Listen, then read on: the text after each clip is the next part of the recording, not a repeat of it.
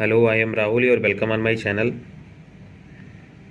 आज से हम लूसेंट को ऑडियो फॉर्म में पढ़ेंगे, जो कि यूट्यूब पर अपलोड होगा या सभी एग्ज़ाम के लिए बहुत इम्पोर्टेंट है, जैसे कि UPSC, UPPCS, BPSC, MPPCS, RPSC, UKPCS तथा RO, ARO, other state exams और कांस्टेबल से लेकर एसआई सभी एग्ज़ाम के लिए बेहद इम्पोर्टेंट है।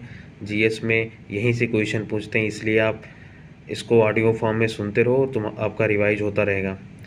या लेटेस्ट एडिशन 2024 का है, ठीक है। तो हम पढ़ेंगे भारत का इतिहास। पहला चैप्टर है उत्तर में हिमालय से लेकर दक्षिण में समुद्र तक फैला यह उपमहाद्वीप भारतवर्ष के नाम से ज्ञात है, जिसे महाकाव्य तथा पुराणों में भारतवर्ष अर्थात भारतों का देश तथा यहाँ के निवासियों को भारती अर्थात भरत की संतान कहा गया है।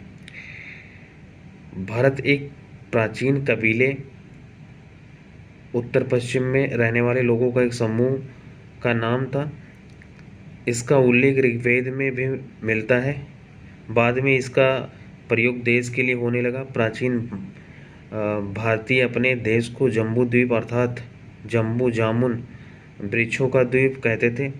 प्राचीन ईरानी इसे सिंधु नदी के नाम से जोड़ते थे, जिसे वह सिंधु न कहकर हिंदू कहते थे।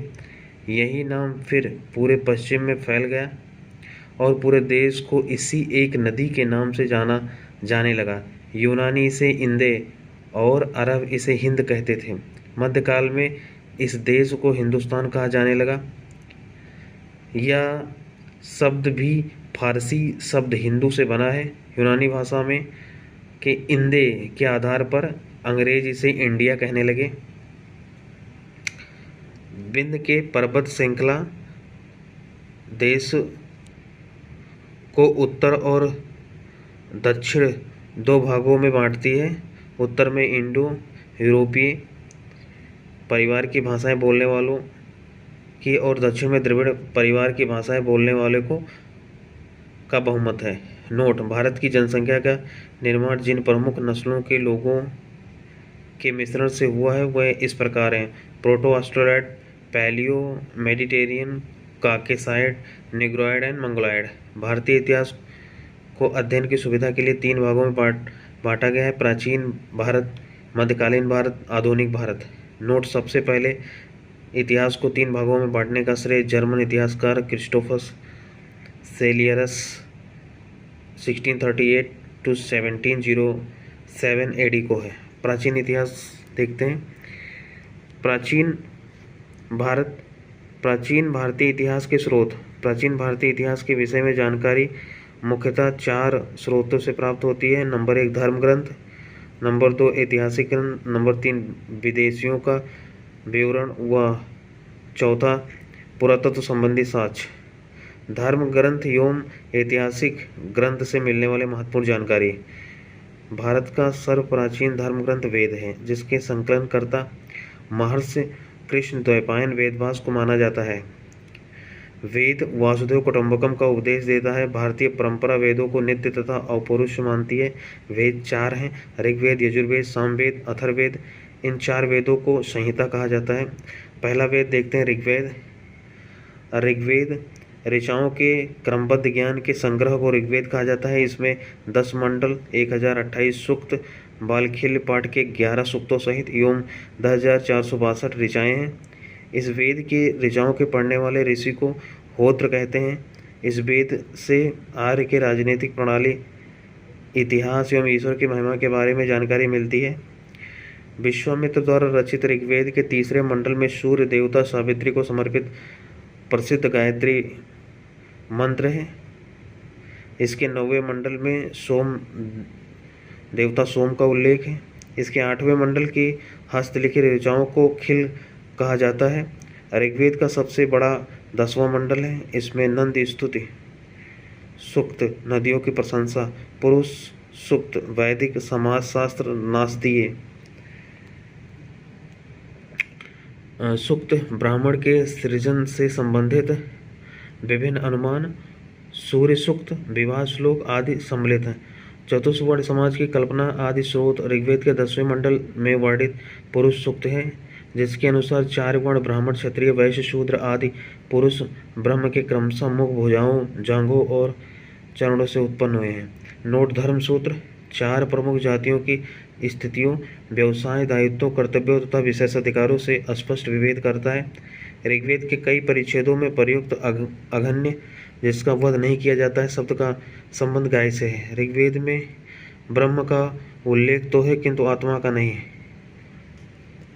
अब ये ईसा पूर्व और ईसवी के बारे में समझते हैं। तो जब ईसा मसीह का जन्म के पहले को BC यानी कि before the birth of the Jesus Christ कहते हैं, यानी कि BC कहते हैं, और AD को एनो डोमिनी यानी कि in the year of the Lord Jesus, जो जीसस के जन्म के बाद जो उसे AD कहते हैं। ठीक है, आगे बढ़ते हैं। वामन अवतार क्या है?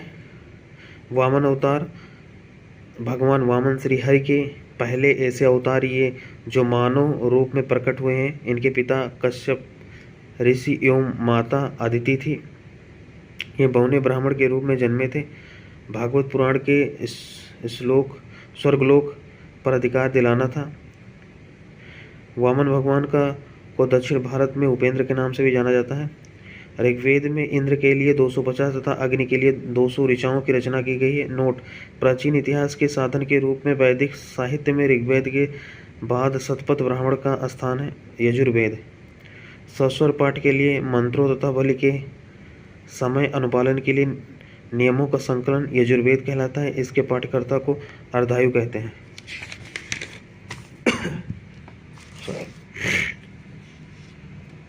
आगे देखते हैं यजुर्वेद के बारे में। यजुर्वेद में यज्ञों के नियमों एवं विधि विधानों का संकलन मिलता है। इसमें बलिदान विधि का भी वर्णन है। यह एक ऐसा वेद है जो गद्य एवं पद दोनों में है। अब थर्ड पे चलते हैं। सामवेद। सामवेद का शाब्दिक अर्थ है गान। इस वेद में मुख्यतः यज्ञों के अवसर पर गाए जाने वाले ऋचाओं मंत्रों का संकलन है। इसके पाठकर्ता को उद्धातु कहते हैं। इसका संकलन ऋग्वेद पर आधारित है। इसमें 1010 सूक्त हैं जो प्रायः ऋग्वेद से लिए गए हैं। इसे भारतीय संगीत का जनक कहा जाता है। नोट: यजुर्वेद और सामवेद में किसी भी विशिष्ट ऐतिहासिक घटना का वर्णन नहीं मिलता है। चौथा है अथर्ववेद। अथर्ववेद अथर्वा ऋषि द्वारा रचित इस वेद में कुल 731 मंत्र तथा लगभग 6000 पद हैं। इसके कुछ मंत्र ऋग्वैदिक मंत्रों से भी प्राचीनतर हैं। औषधों का उल्लेख सबसे पहले अथर्ववेद में मिलता है। ऐतिहासिक दृष्टि से अथर्ववेद का महत्व इस बात में है कि इसमें सामान्य मनुष्यों के विचारों तथा अंधविश्वासों का विवरण मिलता है। पृथ्वी सूक्त अथर्ववेद का प्रतिनिधि सूक्त माना जाता है। इसमें मानव जीवन के सभी पक्षों, गृह निर्माण, कृषि की उन्नत, व्यापारिक मार्गों का गहन खोज, रोग निवारक, समन्वय, विवाह तथा प्रणय गीतों, राजभक्त राजा का चुनाव, बहुत से वनस्पतियों एवं औषधियों, साप, वशीकरण, प्रायश्चित, मात्र, भूमि महत्व आदि का विवरण दिया गया है। कुछ मंत्रों में जादू टोने का भी वर्णन है। अथर्ववेद में परीक्षित को कुरुओं का राजा कहा गया है तथा कुरु देश की समृद्धि का अच्छा चित्रण मिलता है। इसमें सभा एवं समिति को प्रजापति की 2 पुत्रियां कहा गया है। वेदों की भी कई शाखाएं हैं जो वैदिक अध्ययन और व्याख्या से जुड़े विभिन्न दृष्टिकोण का प्रतिनिधित्व करती हैं। साकल शाखा ऋग्वेद से जुड़ी एकमात्र शाखा है। यजुर्वेद शुक्ल यजुर्वेद और कृष्ण यजुर्वेद 2 शाखाओं में बांटा गया है। मध्य एवं कर्ण शुल्क यजुर्वेद अथवा वार्ष्णेय संहिता की शाखाएं हैं। शुल्क यजुर्वेद से जुड़ी शाखाएं काठक, कष्ठल, मैत्रेयी और तैत्तिरीय हैं। कौमुद, रामायणीय एवं जैमिनीय या तलवकार सामवेद की शाखाएं हैं। अथर्ववेद की शाखाएं शौनक और पैंपलाद हैं। नोट: सबसे प्राचीन वेद ऋग्वेद एवं सबसे बाद का वेद अथर्ववेद है। ब्राह्मण, अरण्यक तथा उपनिषद संहिता के पश्चात ब्राह्मणों, अरण्यकों तथा उपनिषदों का स्थान है। इनसे उत्तर वैदिक कालीन समाज एवं संस्कृति के विषय में जानकारी प्राप्त होती है। ब्राह्मण ग्रंथ वैदिक संहिताओं की व्याख्या करने के लिए गद्य में लिए गए हैं। प्रत्येक संहिता के लिए अलग अलग ब्राह्मण ग्रंथ जिसे सारणी में दिया गया है। सारणी में देखते हैं वेद और ब्राह्मण ग्रंथ। तो ऋग्वेद में ऐत्रेय एवं कौशिकी, यजुर्वेद में तैत्तिरीय व शतपथ, सामवेद में पंचवीस, अथर्ववेद में गोपथ। इन ब्राह्मण ग्रंथों से हमें परीक्षित के बाद और बिंबिसार के पूर्व की घटनाओं का ज्ञान प्राप्त होता है। ऐत्रेय में राज्याभिषेक के नियम एवं कुछ प्राचीन राजाओं के नाम दिए गए हैं। शतपथ में गंधार, शल्य, कैकल्य, कुरु, पंचाल, कौशल, विदेह आदि राजाओं का उल्लेख मिलता है। वैदिक साहित्य में ऋग्वेद के बाद शतपथ ब्राह्मण का स्थान है। आरण्यक में यज्ञ से जुड़े कर्मकांडों की दार्शनिक और प्रतिकथात्मक अभिव्यक्ति है।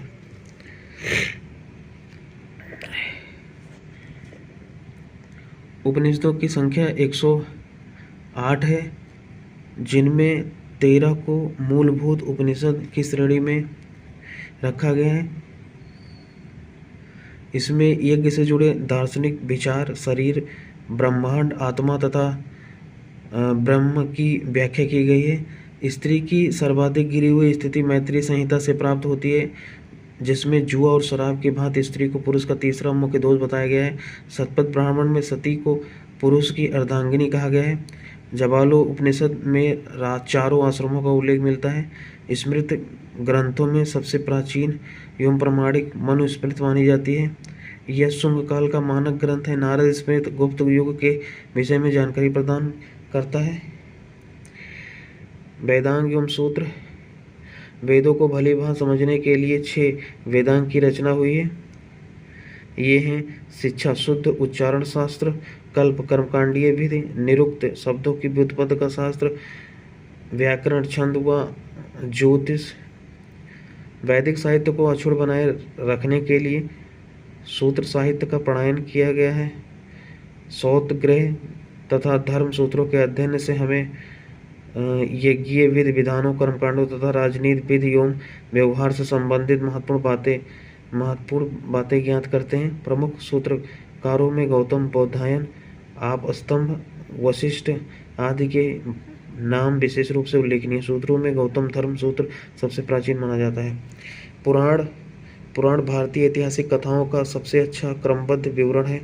पुराणों में मिलता है। इसके रचयिता लोमहर्ष तथा इनके पुत्र उग्रश्रवा माने जाते हैं। इनकी संख्या 18 है, जिनमें से केवल 5 मत्स्य, वायु, विष्णु, ब्राह्मण एवं भागवत में ही राजाओं की वंशावली पाई जाती है।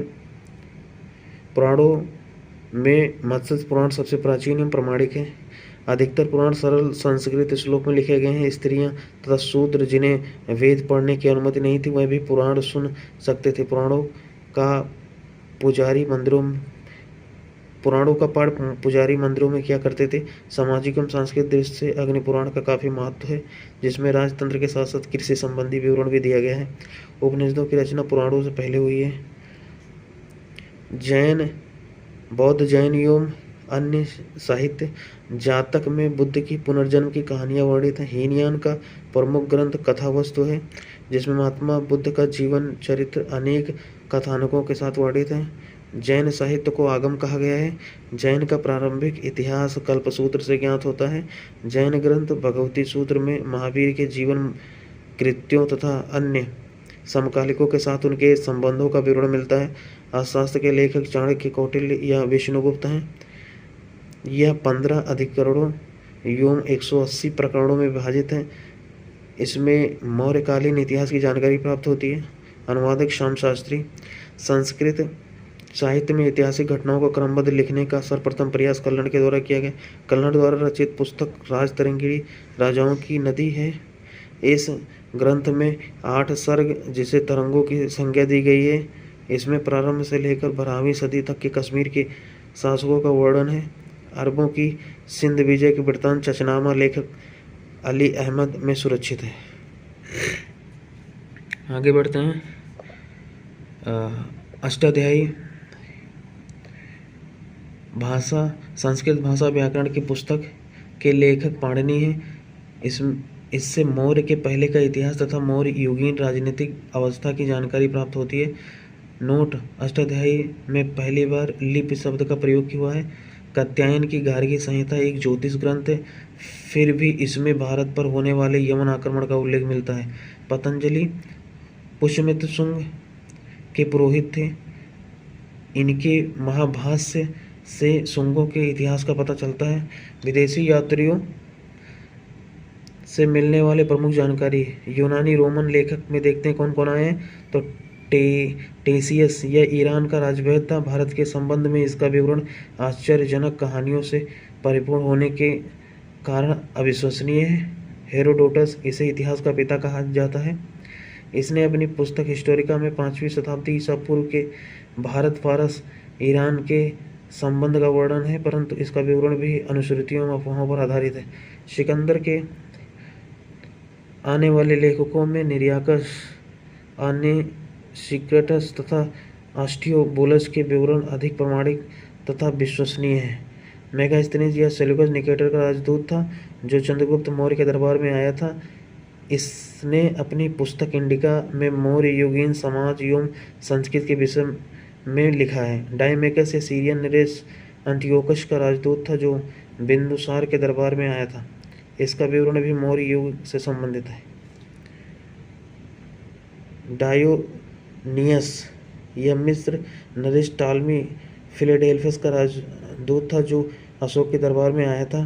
टालमी इसने 2री शताब्दी में भारत का भूगोल नामक पुस्तक लिखी। प्लिनी इसने प्रथम शताब्दी में नेचुरल हिस्ट्री नामक पुस्तक लिखी। इसमें भारतीय पशुओं, पेड़ पौधों, खनिज पदार्थों आदि के बारे में विवरण मिलता है। पेरिप्लस ऑफ द एथेरियन सी इस पुस्तक के लेखक के बारे में जानकारी नहीं है। यह लेखक करीब 80 ईसा में हिंद महासागर की यात्रा पर आया था। इसने उस समय के भारत के बंदरगाहों तथा व्यापारिक वस्तुओं के बारे में जानकारी दी है। चीनी लेखक कौन कौन आए उसके बारे में देखते हैं, उन्होंने क्या क्या जानकारी दी। तो चीनी लेखक फैयान या चीनी यात्री गुप्त नरेश चंद्रगुप्त द्वितीय के दरबार में आया था। इसने अपने विवरण में मध्य प्रदेश के समाज एवं संस्कृति के बारे में वर्णन किया है।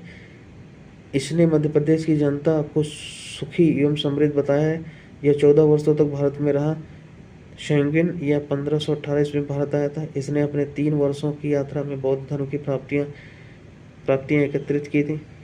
हेनसांग यह हर्षवर्धन के शासनकाल में भारत आया था। वेनसांग 629 में चीन से भारतवर्ष के लिए प्रस्थान किया और लगभग 1 वर्ष की यात्रा के बाद सर्वप्रथम यह भारतीय राज्य कपिसा पहुंचा। भारत में 15 वर्षों तक ठहरकर 645 ईस्वी में चीन लौट गया।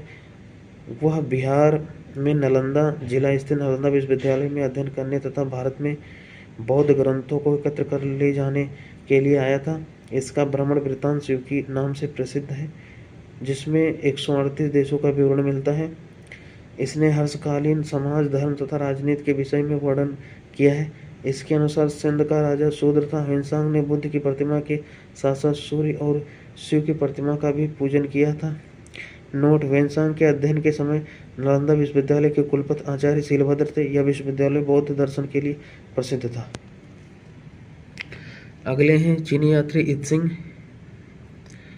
यह 7वीं शताब्दी के अंत में भारत आया। इसने अपनी विवरण में नालंदा विश्वविद्यालय, विक्रमशिला विश्वविद्यालय तथा अपने समय के भारत का वर्णन किया है।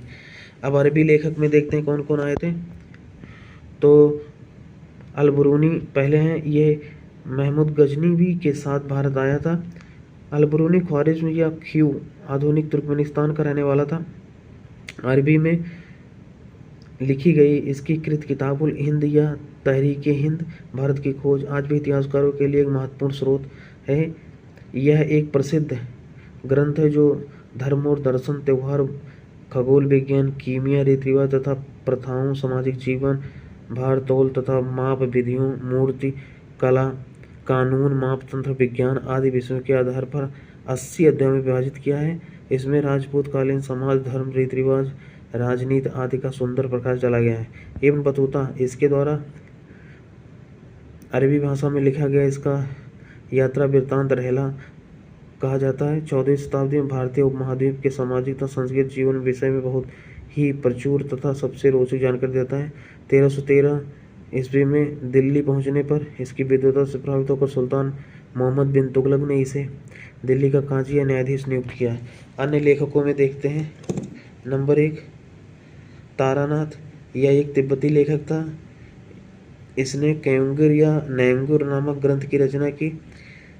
इसने भारतीय इतिहास के बारे में जानकारी मिलती है। मार्को पोलो, यह 13वीं शताब्दी के अंत में पांड्य देश की यात्रा पर आया था। इसका विवरण पांड्य इतिहास के अध्ययन के लिए उपयोगी है। पुरातत्व संबंधी साक्ष्य से मिलने वाली जानकारी। भारतीय पुराशास्त्र का पितामह, father of the Indian archaeology, sir Alexander Cunningham को कहा जाता है। Alexander Rea, A.H. Longhurst, Robert Sewell, James Burgess, Walter Elliot, ये सभी भारतीय पुरातत्व सभ्यता के उत्खनन से संबंधित हैं। इन लोगों ने भट्टी प्रोलू, घंटासाला, अमरावती आदि स्थलों की खुदाई की। 1400 ईसा पूर्व के अभिलेख बोगचकोई एशिया माइनर में वैदिक देवता मित्र, वरुण, इंद्र और नासत्य अश्विनी कुमार नाम से मिलते हैं। मध्य भारत में भागवत धर्म वैष्णव संप्रदाय विकसित होने का प्रमाण यवन राजकुमार होलियोडोरस के बेचनेगर विदिशा गरुड़ स्तंभ से प्राप्त होता है। सर्वप्रथम भारतवर्ष का जिक्र हाथी गुम्फा अभिलेख में है। सर्वप्रथम दुर्भिक्ष का जानकारी देने वाला अभिलेख सौगौरा अभिलेख है। इस अभिलेख में संकट काल में उपयोग हेतु खाद्यान्न सुरक्षित रखने का भी उल्लेख है। सर्वप्रथम भारत पर होने वाले हूण आक्रमण की जानकारी भीतरी स्तंभ लेख से प्राप्त होता है। सती प्रथा का पहला लिखित साक्ष्य एहरण अभिलेख शासक भानुगुप्त से प्राप्त होता है। सातवाहन राजाओं का पूरा इतिहास उनके अभिलेखों के आधार पर लिखा गया है। रेशम बुनकर की श्रेणियों की जानकारी मंदसौर से प्राप्त होती है। कश्मीरी नवपाषाणिक पुरास्थल बुर्जहोम से गर्त वास गड्ढा घर का साक्ष्य मिला है। इनमें उतरने के लिए सीढ़ियाँ होती थी। यहाँ मनुष्य के साथ उसके पालतू कुत्ते को भी दफनाने का प्रथा प्रचलित थी। नोट पुरास्थल उस स्थान को कहा जाता है जहाँ औजार, बर्तन और इमारतों जैसी वस्तुओं के अवशेष मिलते हैं।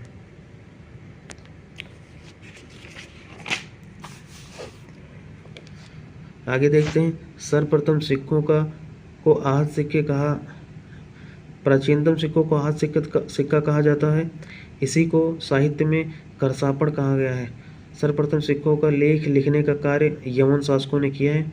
महत्वपूर्ण अभिलेख में देखते हैं। अभिलेख और शासक, हाथी गुम्फा अभिलेख तिथि रहित अभिलेख है। ये कलिंग राजा खारवेल, जूनागढ़ गिरनार अभिलेख, रुद्रदामन, नासिक अभिलेख, गौतमी वल्लभश्री, प्रयाग स्तंभ लेख, समुद्र गुप्त, ऐहोल अभिलेख, पुलकेशिन द्वितीय, मंदसौर अभिलेख, मालवा नरेश यशोवर्मन, ग्वालियर अभिलेख, प्रतिहार नरेश भोज, भीतरी एवं जूनागढ़ अभिलेख, स्कंदगुप्त, देवपाड़ा अभिलेख, बंगाल शासक विजय सेन। नोट अभिलेखों का अध्ययन एपिग्राफी कहलाता है। समुद्रगुप्त की बीड़ा बजाते हुए मुद्रा वाले सिक्कों से उसके संगीत प्रेमी होने का प्रमाण मिलता है। अरिकामेडु, पांडिचेरी के निकट से रोमन सिक्के प्राप्त हुए हैं। नोट सबसे पहले भारत के संबंध बर्मा, सुवर्ण भूमि वर्तमान में म्यांमार, मलाया स्वर्ण द्वीप, कंबोडिया कंबोज और जावा यव द्वीप से स्थापित है। प्रागैतिहासिक काल देखते हैं। प्रागैतिहासिक काल, इतिहास का विभाजन प्रागैतिहास या प्राग इतिहास, प्री हिस्ट्री, आदि हिस्ट्री, प्रोटो हिस्ट्री व इतिहास हिस्ट्री 3 भागों में किया गया है। जिस काल में मनुष्य ने घटनाओं का कोई लिखित विवरण उद्धृत नहीं किया उसे प्रागैतिहासिक काल कहते हैं। आदि ऐतिहासिक काल उस काल को कहते हैं जिस काल में लेखन कला के प्रचलन के बाद उपलब्ध लेख पढ़े नहीं जा सकते। ठीक है, मानव जीवन के उस काल को इतिहास कहा जाता है जिसका विवरण लिखित रूप से उपलब्ध है। ब्रैकेट में देखते हैं संस्कृत और बर्तन। मालवा में काला तथा लाल बर्तन मिले हैं। बुर्जहोम में धूसर, जोखे में लाल, दक्षिण नवपाषाण में चमकीला धूसर, पूर्वी नवपाषाण में भूरा लाल। आगे देखते हैं।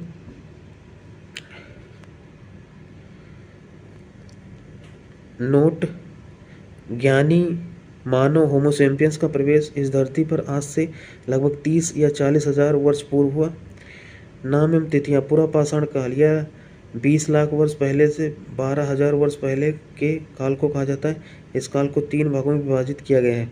आरंभिक, मध्य एवं उत्तर पूरा पाषाणिक काल। मानव इतिहास की लगभग 99% कहानी इसी काल के दौरान हुई है। मध्य पाषाण काल, जिस काल में पर्यावरण बदलाव मिलते हैं उसे मध्य पाषाण काल कहते हैं। इसका काल लगभग 12,000 वर्ष पहले से लेकर 10,000 वर्ष पहले तक माना जाता है। इस काल में पाषाण औजार आमतौर पर बहुत छोटे होते थे। इन्हें माइक्रोलिथिक यानी लघु पाषाण कहा जाता था। प्रायः इन औजारों में हड्डियों या लकड़ियों के मुट्ठे लगे हंसिया और आरी जैसे औजार मिलते हैं। नवपाषाण, इसकी शुरुआत लगभग 10,000 वर्ष पहले से होती है। पूर्व पाषाण युग या पुरा पाषाण के मानव की जीवन का मुख्य आधार शिकार या शिकार पुरा पाषाण काल में आदि मानव के मनोरंजन का भी साधन थे। आगे देखते हैं आग का आविष्कार पुरा पाषाण काल में व पहिए का नवपाषाण काल में हुआ। पूरा पाषाणिक पुरास्थल कुरनूल गुफा में राख के अवशेष मिले हैं। मनुष्य में अस्थायी निवास की प्रवृत्ति नवपाषाण काल में हुई तथा उसने सबसे पहले कुत्ता को पालतू बनाया। मनुष्य ने सर्वप्रथम तांबा धातु का प्रयोग किया तथा उसके द्वारा बनाया जाने वाला प्रथम औजार कुल्हाड़ी प्राप्ति स्थल अतरंजी पक्कम था। कृषि का आविष्कार लगभग 8,000 वर्ष पूर्व नवपाषाण काल में हुआ। प्रागैतिहासिक अन्न उत्पादन स्थल मेहरगढ़ पश्चिमी बलूचिस्तान में बोलन नदी के किनारे अवस्थित है। कृषि के लिए अपनाई गई सबसे प्राचीन फसल गेहूं है। पहली फसल एवं जौ थी, लेकिन मानव द्वारा सर्वप्रथम प्रयुक्त अनाज चावल था। ब्रैकेट में देखते हैं कुछ महत्वपूर्ण तिथियां। मध्य पाषाण काल 10 से 12,000 वर्ष पहले। बचने की प्रक्रिया का आरंभ 12,000 वर्ष पहले। नवपाषाण काल का आरंभ 10,000 वर्ष पहले। मेहरगढ़ में बस्ती का आरंभ लगभग 8,000 वर्ष पहले। मनुष्य में सर्वप्रथम तांबा धातु का प्रयोग किया गया तथा उसके द्वारा बनाया जाने वाला प्रथम औजार कुल्हाड़ी। ओके, हम लोग इसको देखें। आगे देखते हैं कृषि का प्रथम उदाहरण मेहरगढ़ से प्राप्त हुआ है। कोल्डीवा उत्तर प्रदेश का संबंध चावल के प्राचीनतम साक्ष्य से है। मेहरगढ़ में एक कब्र में मृतक के साथ एक बकरी को भी दफनाया गया है।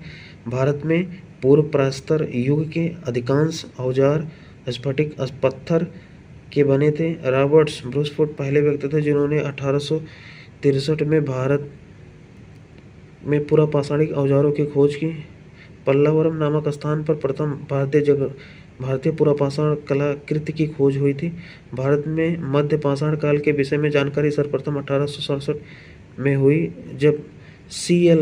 कार्लाइल ने विभिन्न क्षेत्र में लघु पाषाण उपकरण माइक्रोलिथिक खोज निकाले। भारत में मानव अस्थिपंजर मध्य पाषाण से ही सर्वप्रथम प्राप्त होने लगे। भारत में नवपाषाण कालीन सभ्यता का प्रारंभ ईसा पूर्व 4000 के लगभग हुआ। भारत का सबसे प्राचीन नगर मोहनजोदड़ो था। सिंधी भाषा में, जिसका अर्थ है मृतकों का टीला। असम का संप्रभु गिबन भारत में पाए जाने वाला एकमात्र मानवा कृषि है कपि है। इनाम गांव ताम्र पाषाण युग की एक बड़ी बस्ती थी। इसका संबंध जोरवे संस्कृत से है। भारत में शिवालिक की पहाड़ियों में जीवाश्म का प्रमाण मिला है। वर्ष 1867 से 68 में पहली बार भारत में शैल चित्रों की खोज हुई। आर्किवोल्ड कार्लाइल ने की थी। भीमबेटका गुफा पुरा पाषाणिक आवासीय पुरा स्थल है। यह आदि मानव द्वारा बनाए गए शैल चित्रों और शैलाश्रयों के लिए प्रसिद्ध है। इन चित्रों को पुरा पाषाण काल में मध्य पाषाण काल के समय का माना जाता है। ये चित्र भारतीय उपमहाद्वीप में मानव जीवन के प्राचीनतम चिन्ह है। यह मध्य प्रदेश के रायसेन जिला में स्थित। इसकी खोज वर्ष 1957 से 58 में डॉक्टर विष्णु श्रीधर वाकड़कर द्वारा की गई थी। भीमबेटका क्षेत्र को भारतीय पुरातत्व सर्वेक्षण भोपाल मंडल ने अगस्त 1990 में भारतीय महत्व का स्थल घोषित किया। इसके बाद जुलाई 2003 में यूनेस्को ने इसे विश्व धरोहर स्थल घोषित किया। भारत में मनुष्य संबंधी सबसे पहला प्रमाण नर्मदा घाटी में मिला है। नोट: भारतीय नागरिक सेवा के अधिकारी रेजले प्रथम व्यक्ति थे जिन्होंने प्रथम बार वैज्ञानिक आधार पर भारत की जनसंख्या का प्रजातीय विभेदीकरण किया। अब देखते हैं सिंधु घाटी सभ्यता। रेडियो कार्बन C14 जैसी नवीन विश्लेषित पद्धति के द्वारा सिंधु सभ्यता के सर्वमान्य विधि 2400 ईसा पूर्व से लगभग 1700 ईसा पूर्व मानी जाती है। इसका विस्तार त्रिभुजाकार है।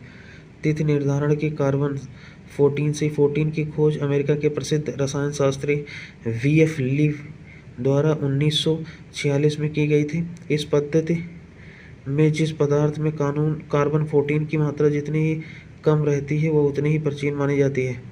सिंधु सभ्यता की खोज 1921 में राय बहादुर दयाराम साहनी ने की थी। सिंधु सभ्यता को आदि ऐतिहासिक या प्रोटो हिस्टोरिक अथवा कांस्य ब्रोंज युग में रखा जा सकता है। इस सभ्यता के मुख्य निवासी द्रविड़ एवं भूमध्य सागरीय थे। सर जॉन मार्शल भारतीय पुरातत्व सर्वेक्षण विभाग के तत्कालीन महानिदेशक ने 1924 ईस्वी में सिंधु घाटी सभ्यता नामक एक उन्नत नगरीय सभ्यता पाए जाने की विधिवत घोषणा की।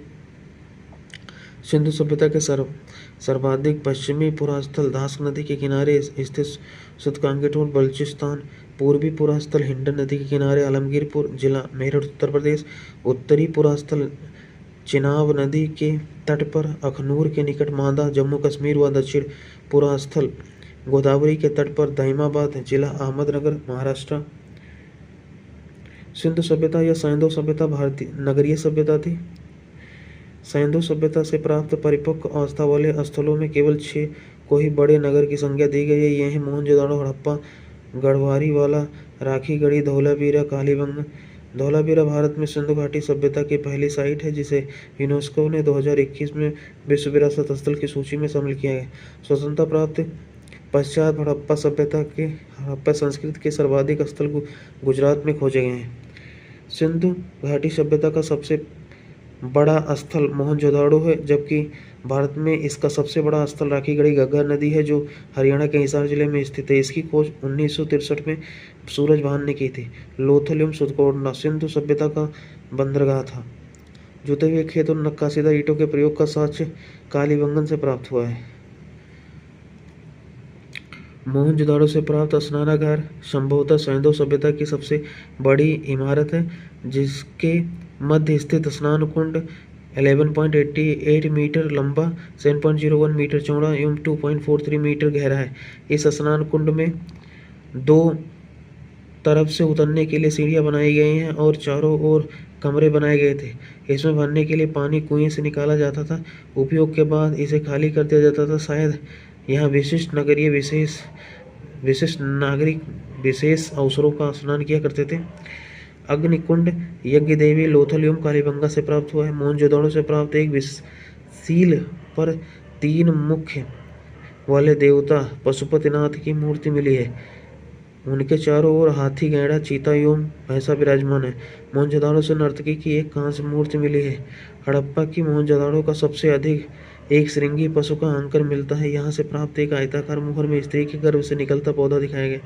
मनके बनाने के कारखाने लोथल एवं चंदोड़ में मिले हैं। सिंधु सभ्यता की लिपि बहुचित्रात्मक है। यह लिपि दाईं से बाईं ओर लिखी जाती थी। यह अभिलेख एक से अधिक पंक्तियों का होता था। जो पंक्ति दाईं से बाईं और दूसरी बाईं से दाईं ओर लिखी जाती थी।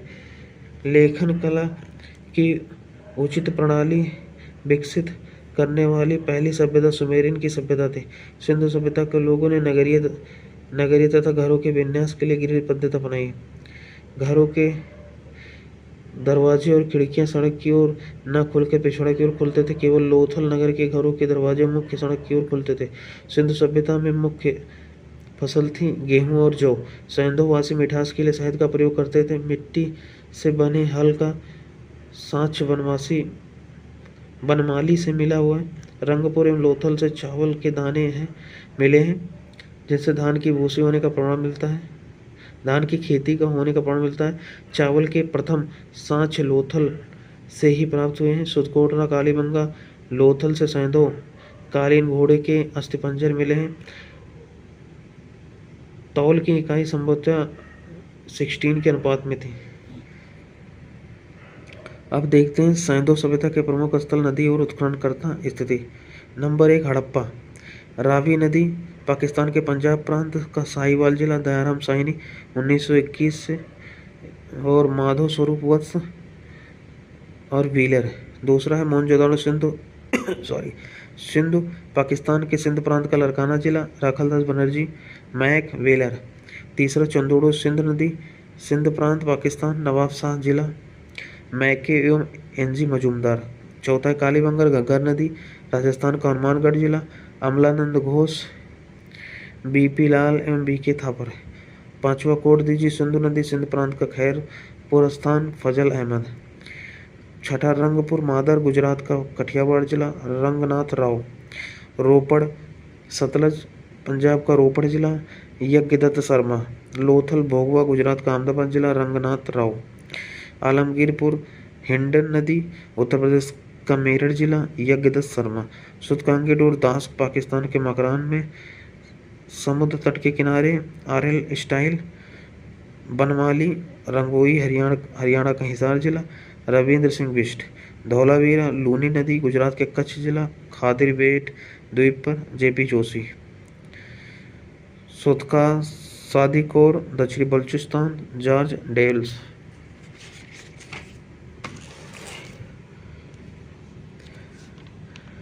सैंधव सभ्यता के लोग यातायात के लिए 2 पहिए एवं 4 पहिए वाली बैलगाड़ी या भैंसगाड़ी का उपयोग करते थे। मेसोपोटामिया के अभिलेखों में वर्णित मेलुहा शब्द का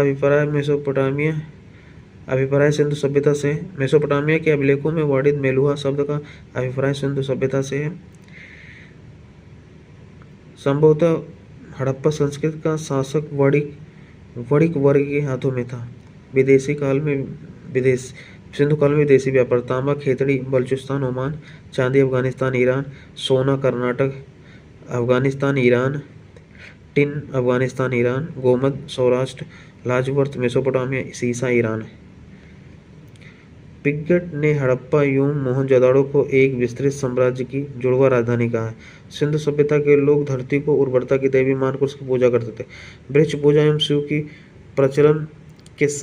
पूजा के प्रचलन के साथ भी सिंधु सभ्यता से मिलते हैं। स्वास्तिक चिन्ह संभवतः हड़प्पा सभ्यता की देन है। इस चिन्ह से सूर्योपासना का अनुमान लगाया जाता है। सिंधु घाटी के नगरों में किसी भी मंदिर के अवशेष नहीं मिले हैं। सिंधु सभ्यता से माता देवी की उपासना सर्वाधिक प्रचलित थी। पशुओं में कुबड़ वाला सांड इस सभ्यता के लोगों के लिए विशेष पूजनीय है। स्त्री मूर्तियाँ, मिट्टी की मूर्तियाँ अधिक मिलने से ऐसा अनुमान लगाया जाता है कि सैंधव समाज मात्र सत्तात्मक था।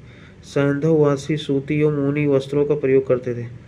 मनोरंजन के लिए सैंधववासी मछली पकड़ना, शिकार करना, पशु पक्षियों को आपस में लड़ाना, चौपड़ और पासा खेलना आदि साधनों का प्रयोग करते थे।